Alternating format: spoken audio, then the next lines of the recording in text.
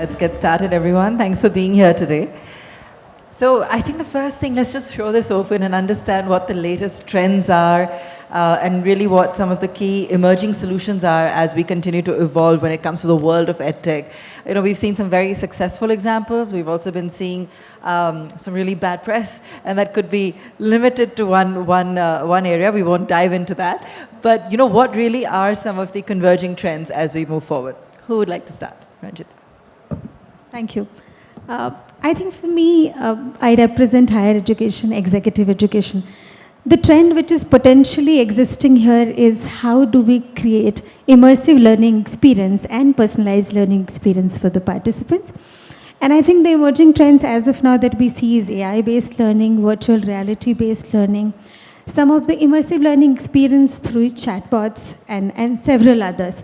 So in higher education, where we are catering to working professionals and catering to the need which is indispensable, it's essential that we engage them for a longer run. For us, more than enrollment, what is essential is how many participants are passing out, how long are we able to engage, and are we able to measure the learning outcomes. Yeah. So some of the essential trends that needs to be addressed is through this AI-based learning, VR-based learning, where we create a classroom setup, virtually is where participants feel that I'm a part of a classroom, and still learning, which brings about very high engagement, great learning expertise, and the outcomes, which then brings it about, a good learning engagement exercise for us. All right, fantastic. Yeah, I think I would break down the journey of higher education EdTech probably into 3 phases. And we are in the 3rd phase now. I think phase 1 was more about democratizing the education with future of skills. So you had platforms which were MOOCs that came on board. Phase 2 is where we saw a lot of offline higher education institutions adopting and embracing online education and started launching a lot of online programs for working professionals. It also dovetailed well with how the skills were evolving for the working professionals. A lot of the skills were about, tech, data, management, etc. And they were homogeneous across the globe. So if you offer a particular skill in India, you can do the same skill in US and same skill in Europe, etc. We benefited from that as Eruditus because we are a phase 2 company now, and we partnered with universities to launch their programs online. I think now we're at a phase 3 where we are seeing a lot of, like she mentioned, we are seeing a lot of changes coming in the way the education is getting delivered. So it's no more about, a passive learning. It's much more about active learning. Of course, everybody is talking about generative AI and how that will or can disrupt a lot of education that is currently residing in various offline institutions. So I think that's probably where you would see a lot of disruption coming in, which is around AI and how AI is now going to change the way working professionals and learners learn about a particular skill or discover a particular item or a particular course. Interesting. Mr. Gupta? So I represent Coursera, and before I talk EdTech, maybe it's helpful to talk a little bit about what we are seeing in the industry. And we've heard a little bit of this earlier in the day today. But firstly, many companies are saying, look, technology is the business. Technology is not a department, but technology is the business.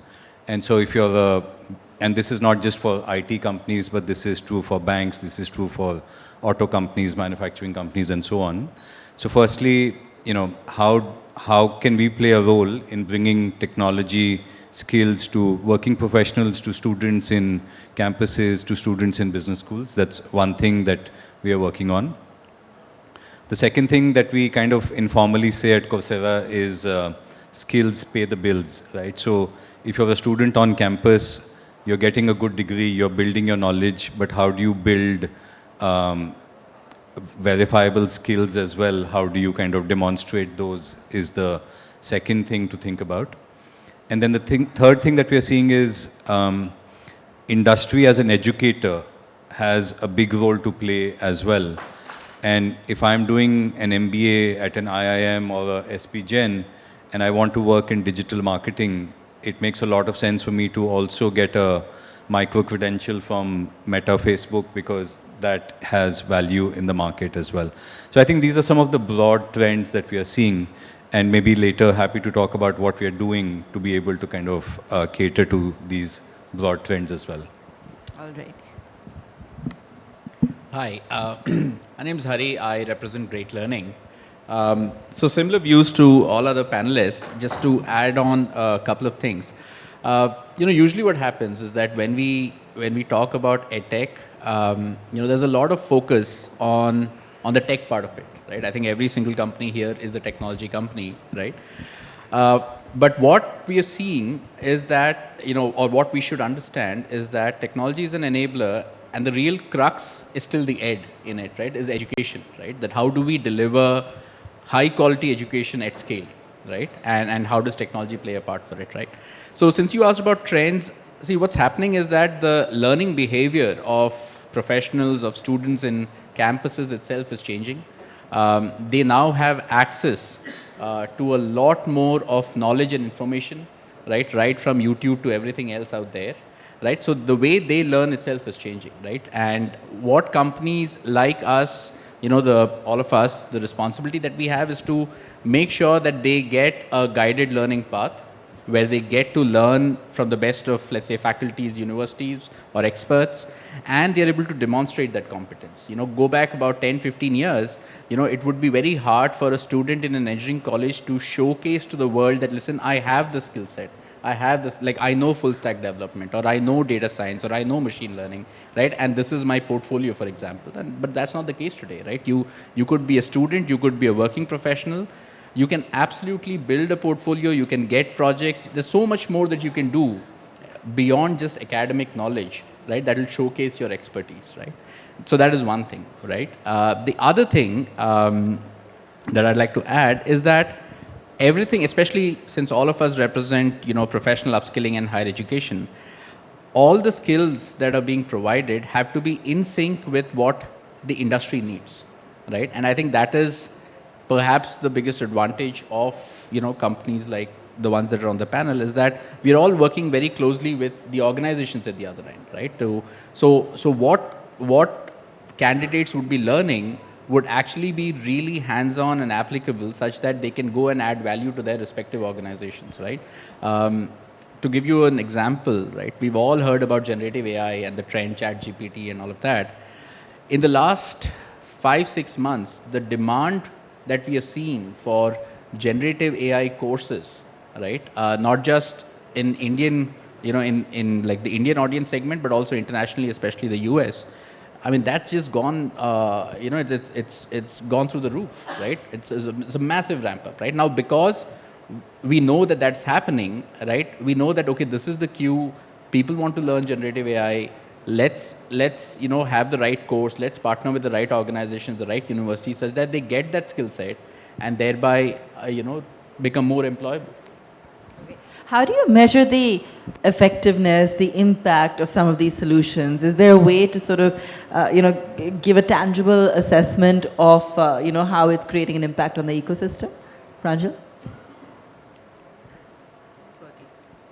Yeah, I think so. Maybe two things, right? How do you measure impact for the learner? One key metric that everybody tracks is completion rates. So if 100 students join, how many complete? That's one key measure. Depending on what you're offering, some companies also measure employability, depending on what their offering is. So these are some of the measures for the learners. I think for the overall ecosystem, as you mentioned, right? I think the key metric there, in my mind, would be how many learners have actually, or working professionals have upskilled or reskilled and are pursuing the career in the domain that they want to. So for example, at Eruditus, every 6 months we run a survey where we ask our alumni to tell us the skills that they have learned, how have they adopted those skills or implemented those learnings in their organizations?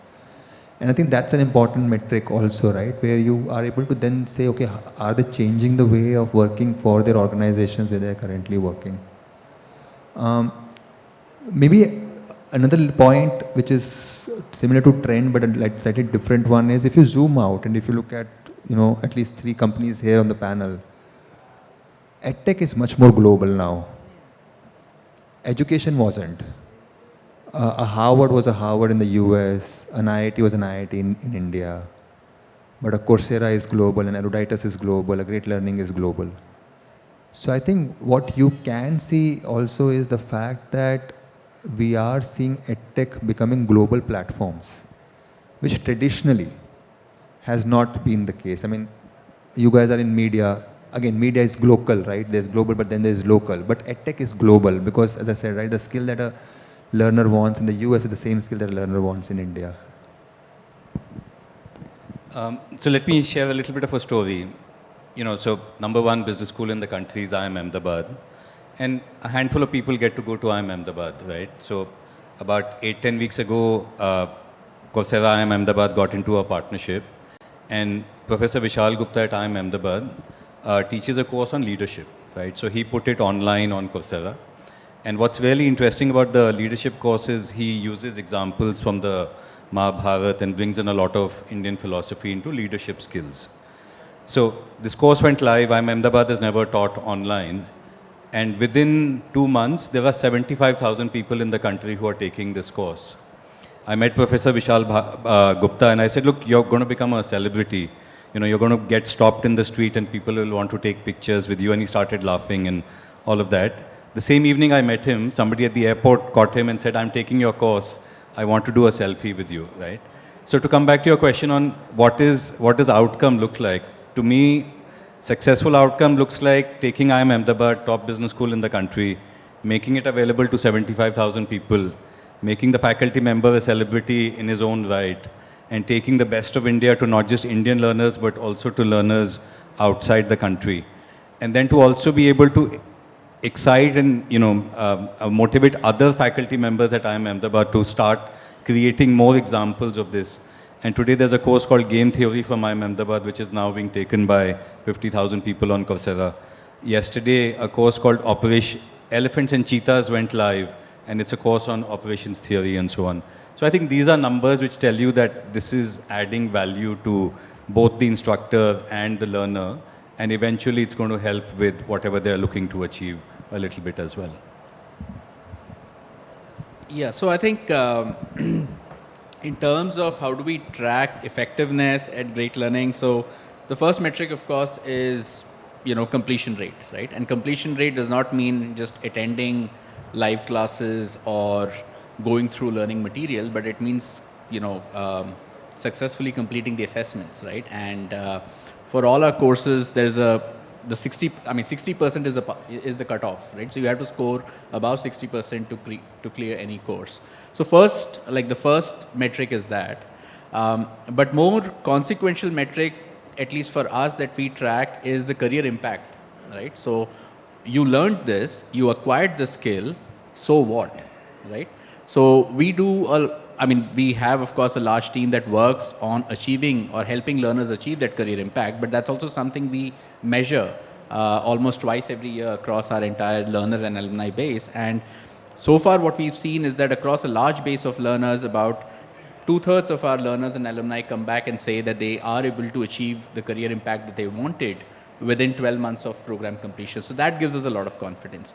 But I do I would also like to reinforce the point that both Raghav and Pranjal made, that this is also the opportunity to take Indian faculty, Indian subject matter experts, and Indian universities global, right? And that's a beautiful point. That's a great opportunity. Sure, go ahead. Besides all my fellow panelists said, one more effectiveness that I have always been measuring is, there is at one part industry exists, on the other part educational institute exists. But we also work to bridge that gap. So I think EdTechs are largely also counseling participants in terms of understanding which program they should take, which is fundamentally very important. There are large working professional, and most of them has to be perpetual learner now because industries are changing, conventional jobs are no longer existing. Now these edtechs are practicing a counseling for these working professional, giving them a personalized session, making them understand which sorts of programs are helpful, and which is then leading to higher enrollment ratios and supporting these learners in effectively learning the courses which is going to be helpful for their future perspective. In fact, I was just going to ask that how do you ensure accessibility, inclusiveness, cultural diversity, that you're dealing with so many various contexts and such a diverse audience. So how do you ensure you cater across all of these? Pranjal? So I think the pedagogy is actually very, I would say, agnostic or homogeneous to that. I'll give you an example, right? At Eruditus, we are there in Latin America market, so we do both Spanish and Portuguese courses. We are in China. We are in Middle East, so we do Arabic. And Arabic is interesting because the language is not left to right, it's right to left. So I think the core platform is designed in a manner where it can actually include any learner from any geography, which basically means you start a batch online, or everybody joins the batch online, learn the lectures, go through the content, etc., practice and all of that, right? Pieces like community or peer social learning, etc., again are sort of facilitated by the platform. The only local content or localization that is required is language. And I go back to the same point I was making earlier, that the learner in Dubai is as global as a learner in Mexico, as a learner in Brazil. So they actually don't feel left out, or they don't feel,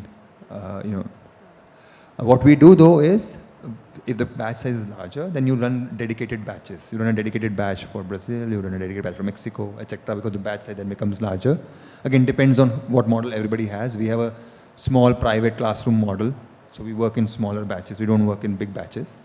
But otherwise, I don't think there is any challenge per se for a learner just because their demography is different or their language is different.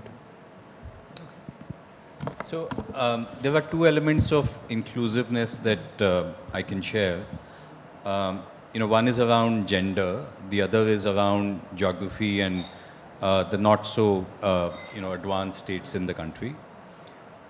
During pandemic, we saw that women were impacted more in jobs and they came out of the workforce more. And I think on Coursera in India, we used to have roughly about 35% of the learning, especially in STEM-related subjects, used to happen with women. And we saw over the 2-3 years of the pandemic that went up from 35% to about 45%. And what it told us was that a lot of women who went out of the workforce, who wanted to come back into the workforce and learn the relevant data-related skills or technology-related skills or whatever, were able to do that online because they were possibly at home, they were running the household and so on and so forth. So we saw that helping from a gender diversity perspective. The other thing that we've seen, and there's a large number of people who come to Coursera to learn, about almost 2 crore people. The largest number of people come from the obvious locations. So they come from Maharashtra, they come from Delhi NCR, they come from Tamil Nadu. But a lot of the growth is actually happening in Nagaland, in Manipur, in Bihar, where because of the access and the fact that you can do it on a mobile device is also bringing about access to the lesser advanced states and the parts of the country as well. So it's helping from that perspective. Okay. In terms of also dealing with external partners, stakeholders, fostering that culture of innovation, because one must always have to be ideating and sort of staying on top of the trend, catering to the latest needs, as we've been hearing also from HR heads and employers today, the importance of skilling. So how do you all do that in your own ways? Why don't you go first, Hari? So, there are basically a couple of indicators that we use. The first and foremost indicator is that we try and learn from the audience itself, right? So, because of the traffic that we get on our website or on our app, and of course, and even the large number of learners registered at Great Learning, we periodically conduct, whether it be surveys or focus groups, to try and understand what is the learning need for every given demography or every given customer persona, right? So that is one indicator. The other indicator is that we do work very closely. I mean, we work with more than 2,500 companies now who are our hiring partners. They come and hire our learners and alumni. So there is a very close connect with them to try and understand what are the emerging trends at the industries level, where are they seeing, talent gaps, what kind of skill set gaps, right, that we can help them with. And then third, of course, is, what are the trends that we see on digital marketing platforms like Google search and so on. What are people searching for?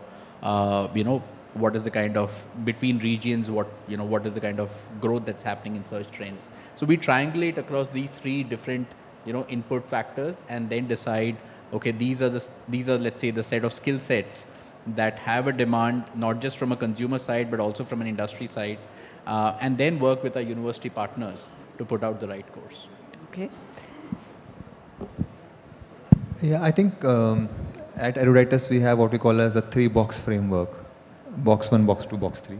Nothing fancy. Box 1 is whatever you're doing, do incrementally better. Box 2 is forget the past. So there are certain things which are not working, just kill them. And then box 3 is invest in the future. I'll give you a couple of examples of innovation, right? So for example, 2 years back, when ESG was becoming a trend, we launched a course on sustainability with Cambridge. Cambridge, European school, well recognized.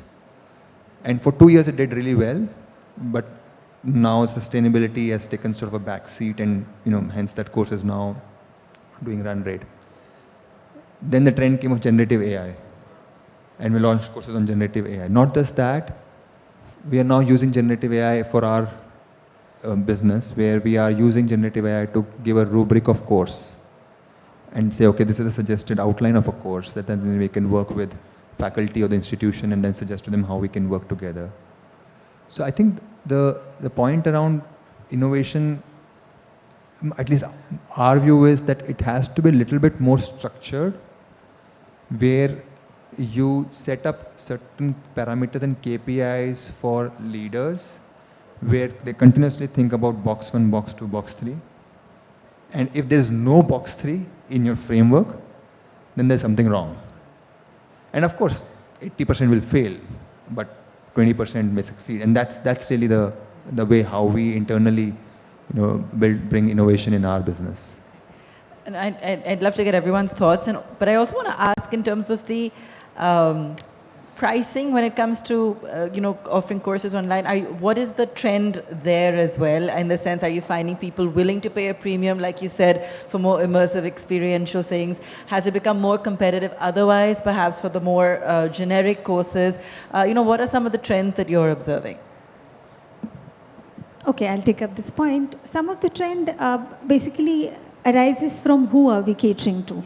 While we talk about executive education, higher education, it segments into different categories of working professional.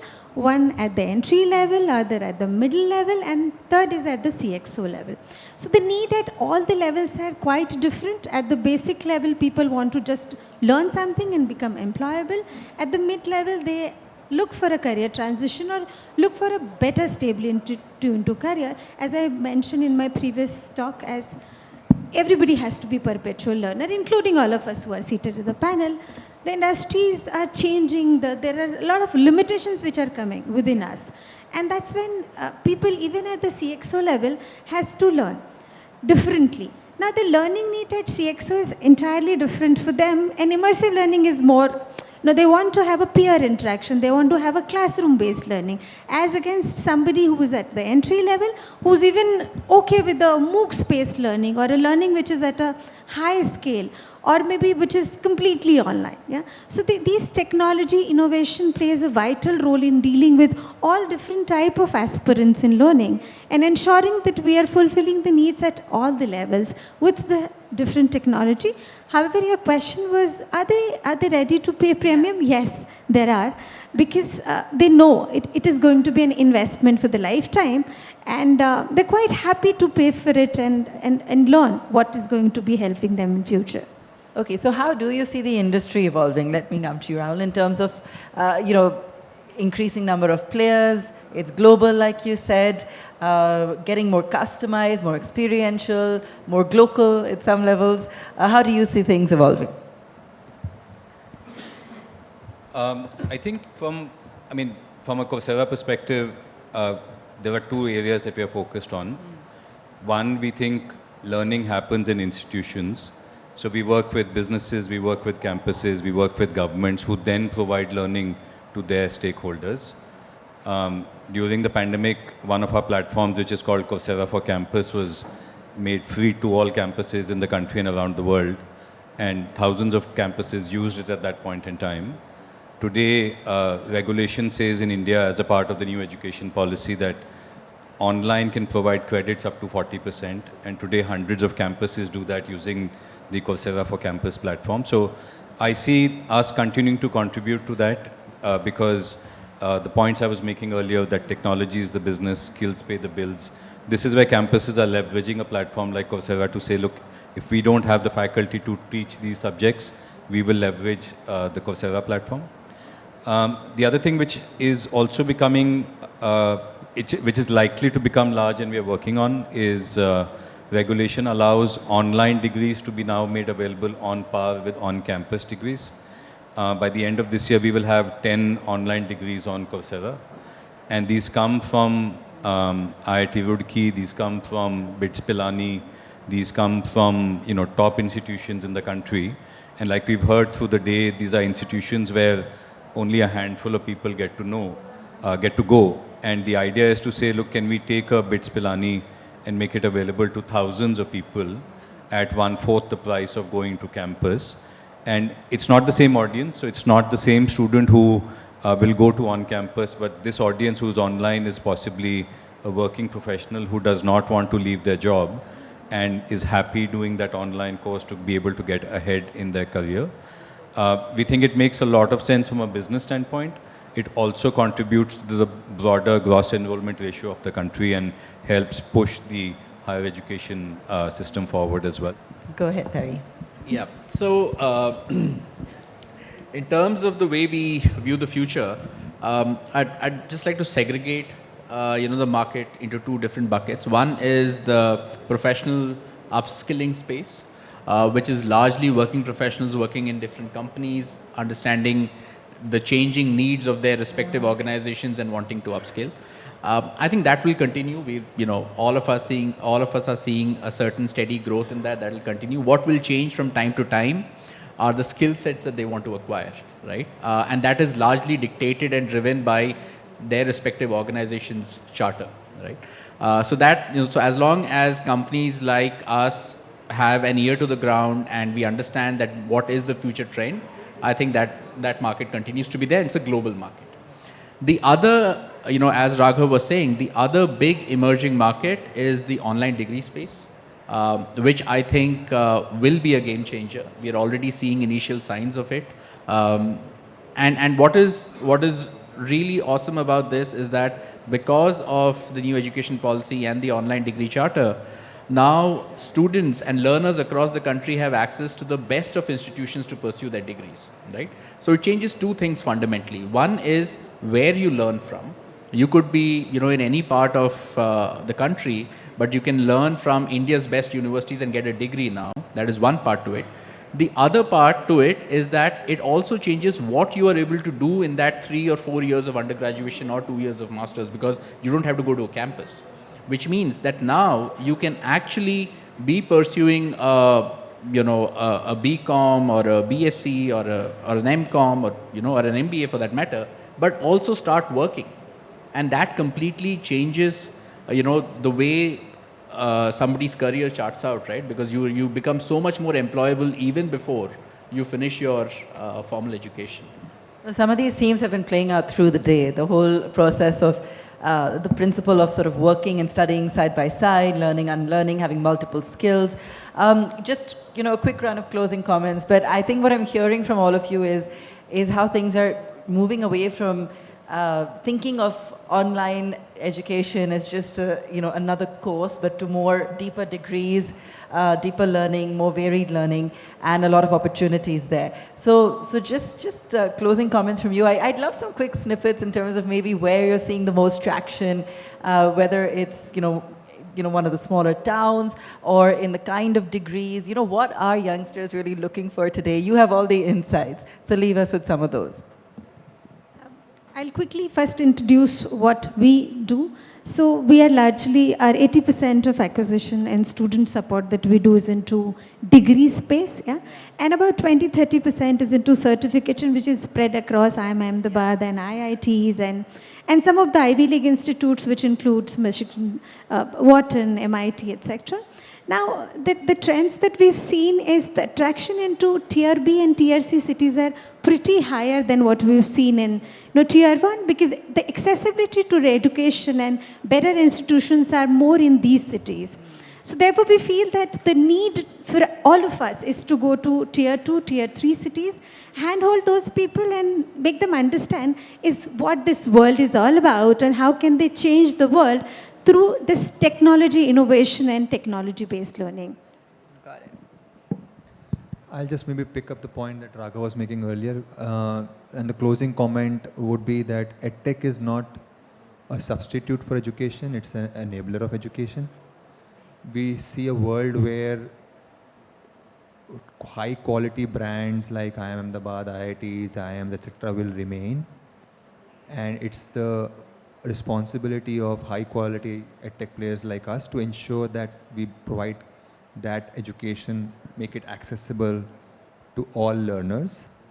Price points will be a challenge because unit economics have to fall in place. But if somebody is able to work it out innovatively, then you can actually democratize high quality education and make these institutions more and more powerful and democratic. You said share something interesting, right? So maybe I can share something slightly different, which might also be a question on people's minds. We are the only public company, so whatever I'm going to say is all public information. During the pandemic, EdTech was a darling of the media. Everybody was looking at it. Not so much now, given all the controversy that's happening and so on and so forth. I do want to say, and this is all public data, you can Google it, right? We are doing okay, right? As a sector, as a company, we are doing okay.